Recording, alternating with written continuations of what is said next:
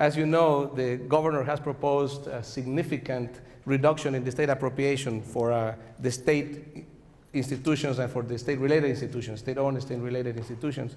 His proposal calls for a 50% reduction in the state appropriation. That is, needless to say, the largest cut in the history of higher education in the United States. So it is a gigantic, gigantic cut. Clearly, this is the moment in which we have to come together as a campus and we have to come together as a system to work together to find out how can we influence and change this decision in the legislature and in the governor's mind. The most important thing, and what I want to keep first and foremost in everybody's mind, is that we have to continue to care about our students. Number one priority has to be our students. That is the reason that we exist.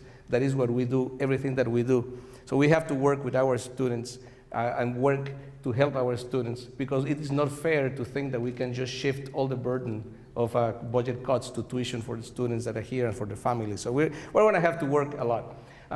There's a lot of activities that we can engage in, and we'll talk about it in a little bit. But I think that one of the things that I wanted to do to begin the conversation today was to invite the presidents of the unions on campus to say a few words as well, because I think, as I said, we have to be together, we have to work together to make this change possible, so I mean to influence this change. So I'll start with APSCO. Paul, if you want to say a few things.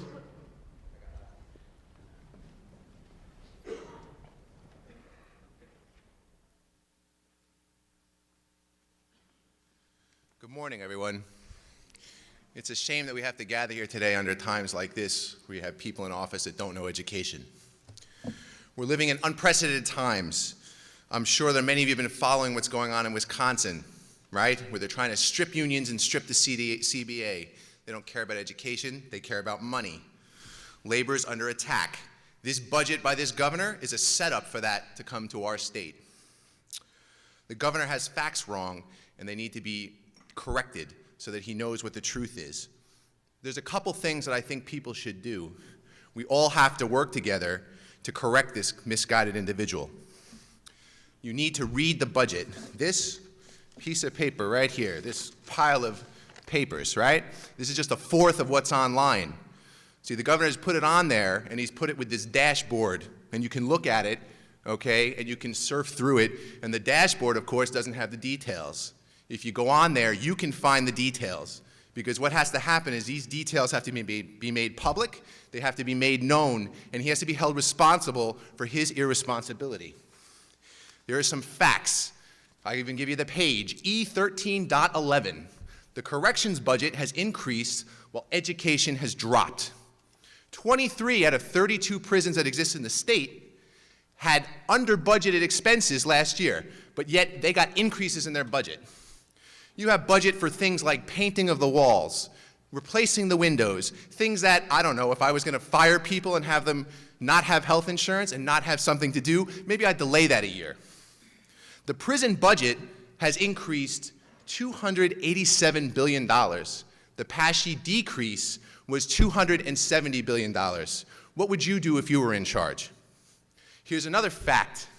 Health and Human Services. This is on page B6. Last year, they had a budget of $30.1 billion. Last year, the actuals, what they saved, were $27.4 billion. So what did? They increased the budget to $30.3 billion. Let's look at education. Last year, education had a budget of $15.4 billion. Their actual was $15.5. So what do? They decreased the budget to $13.4 billion for the following year. Makes a lot of sense, doesn't it? Here's what I'd do if I were governor. Here's a thought.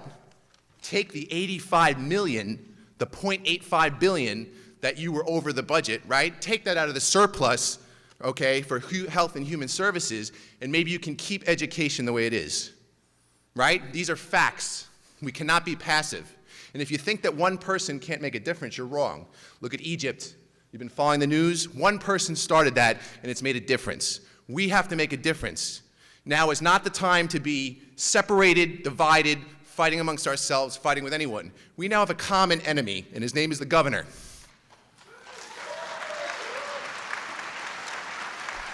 I encourage you all to read the governor's bio.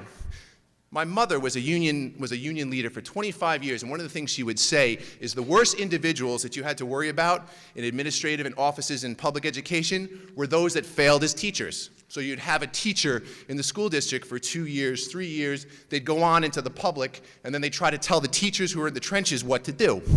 How long do you think that Governor Corbett was a teacher? Anyone guess? A year. So a guy that was a teacher for a year is going to tell us how to educate the students? Common sense, right? Education is how we get out of this hole, but we'll cut it.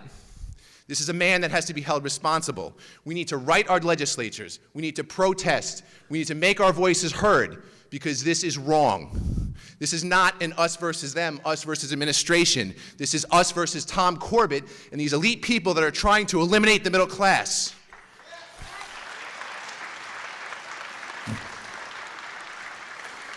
That being said, we need to unite. We need to work together. We cannot be passive. Because if this budget goes through, it doesn't matter locally how the administration wants the budget, we're in trouble. Write your legislatures, write the Board of Governors, go to the press, go to the TV, talk, tell the facts, look at this budget and get educated, because this is garbage, and we need to stand up and do what's right. Thank you. Patricia, you want to say something?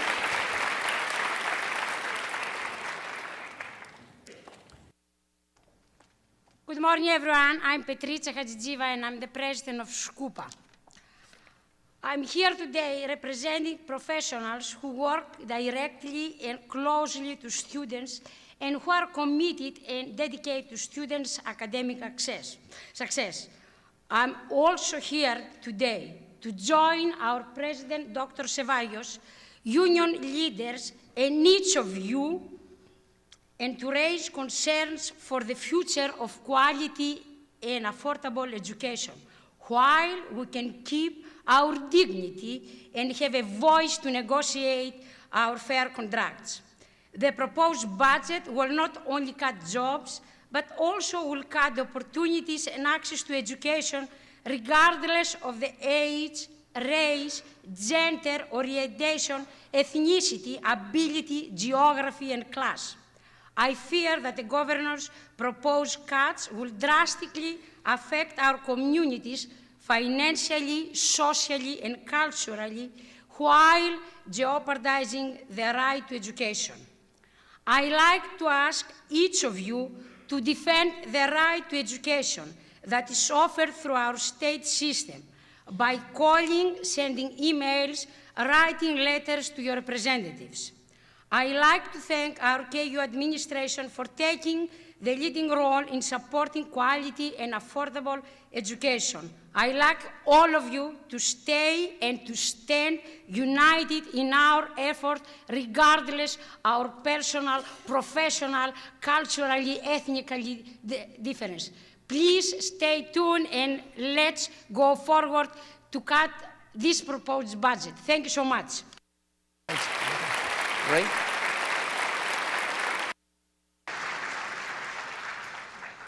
Hi, I'm Ray Donko, President of ASME Local 2234. We are again facing financial crisis, and we must all work together through this time. Our government leaders are trying to blame the state workers for their exorbitant salaries, costly health care benefits, and pension plans, when in truth, it's only approximately 3.8% of the state's public workers' compensation counts toward the budget. The states, their governors, and other government leaders are trying to pin the economic woes on the backs of the union worker and the state employees. Don't they realize they too are employed by the state? Maybe they need to take a step back and realize their pay, their benefits, etc., are part of this number too. When Governor Corbett said,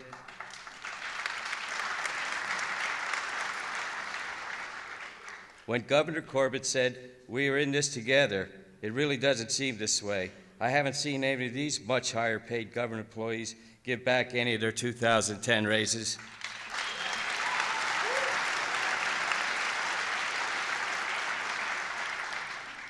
Non-legislative employees do not receive 2 or 3% increases in their pay, while these people were getting 5% last December 1st. This is the time when the students, the universities, and the union employees must all come together to fight the injustice of cutting the budget of higher education. We must make them see that the youth of this world are the country's next generation of leaders, and they need to realize that by cutting the funds to higher education, we're destroying our future. No matter what it is, it always trickles down to us.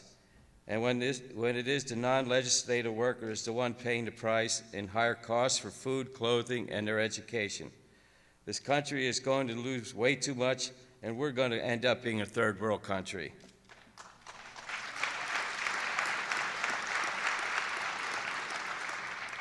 We need to band together and let these people know this has got to stop. If we take away the monies for education, jobs, whether they be a student, a teacher, union worker, blue collar, white collar, we're going to be in sad shape. It's the little guys going to be hurt by having to pay higher taxes, not having a job, and not being able to support their own families. And why is that? Because the government wants to cut funding for these needed jobs. Please join us as we work together and let our legislators know they must go back to the drawing board and look at other cost-cutting measures, which may also include themselves. Thank you. Pam?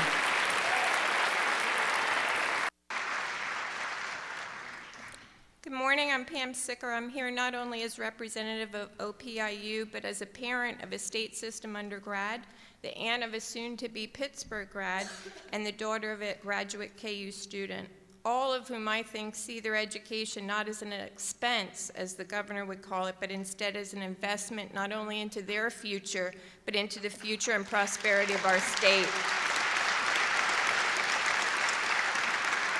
The clinical service staff here is committed to continue to provide quality, high health care to our students, and we empathize with students and their families how they will afford a quality education with the attainable, if it will be attainable if the governor's proposed basically 54% budget cuts pass.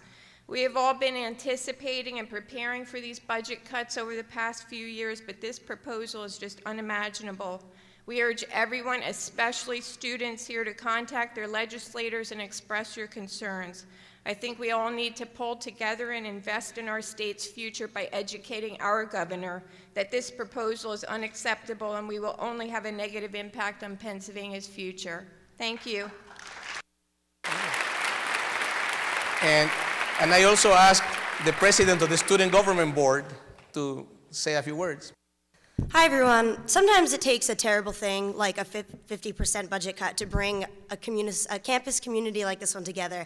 And this is one of the first times I've ever looked around and seen students and faculty and administration all wanting the same thing. So this is the time to use it. This is the time to say, you know, we're students, let's educate ourselves, because sometimes students' biggest fault is that we don't know what we're talking about. We don't exactly know what's going on. So read anything you can. Read everything and anything. Talk to your professors.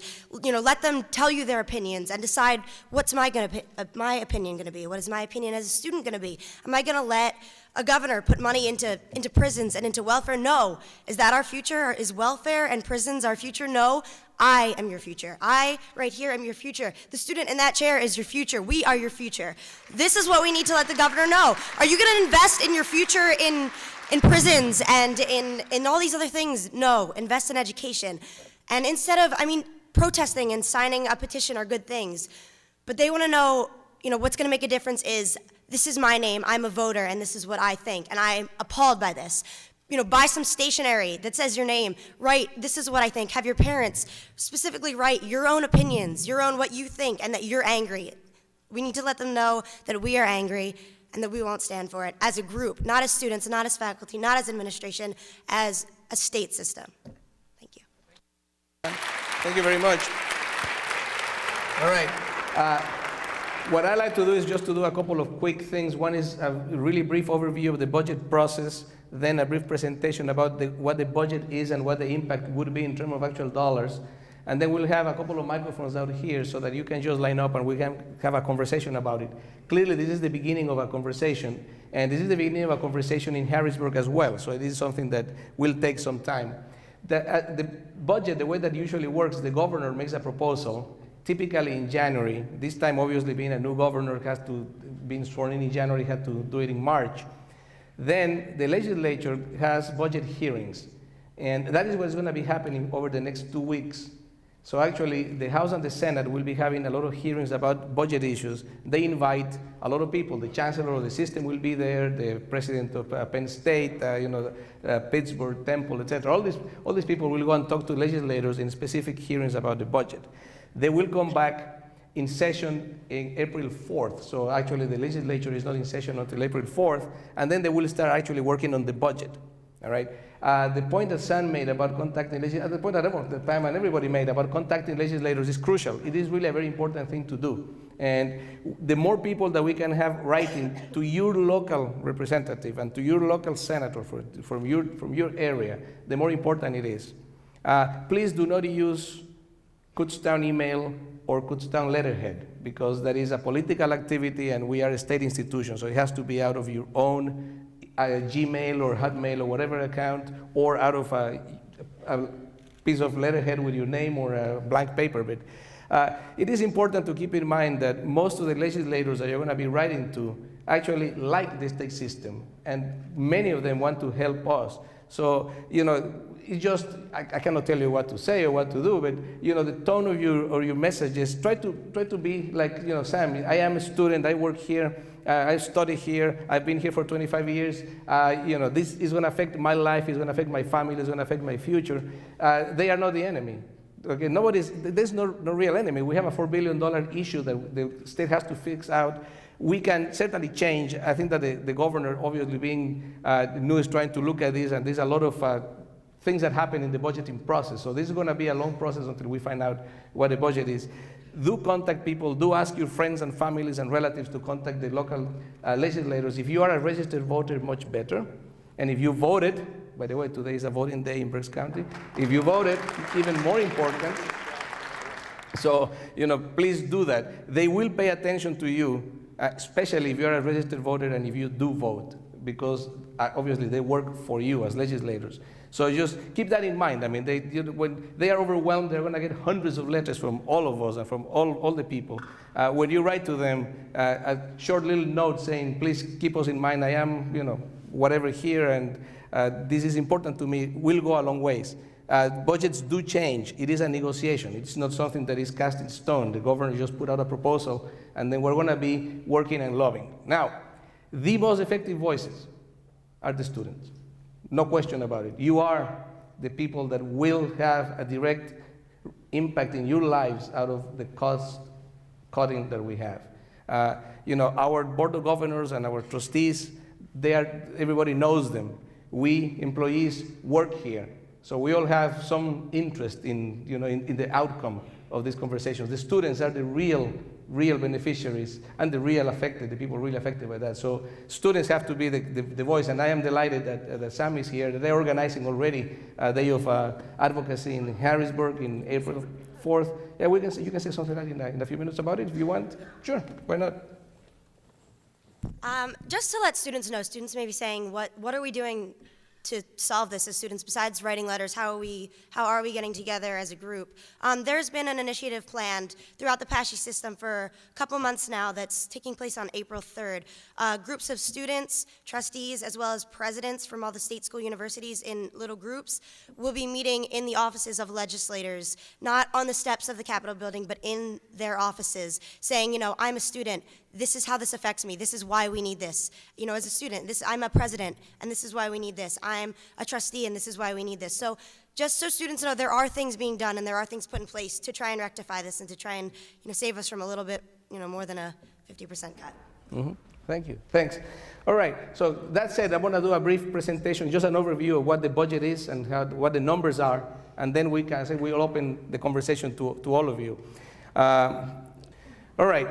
The first slide, what we have here is just the revenues that we had in 2010, 2011, and for all the state systems. So you can have a sense of the state system. You see in the left hand the tuition and fees that each institution collects, the E&G appropriation, that is the part that is being cut by the governor, and the column that says other, actually, last year was a little larger than normal because it included the federal dollars for ARRA, that are gone. As you know, we will not get that money anymore. So that other column includes interest, includes some grants, includes some additional source of revenue, but the significant number last year was the federal dollars that are no longer there. The cut, if the 50% cut to the state appropriation would be around $252 million. If you look at the budget of the largest institution in the state system, that is Indiana, UP, their budget is $191 million.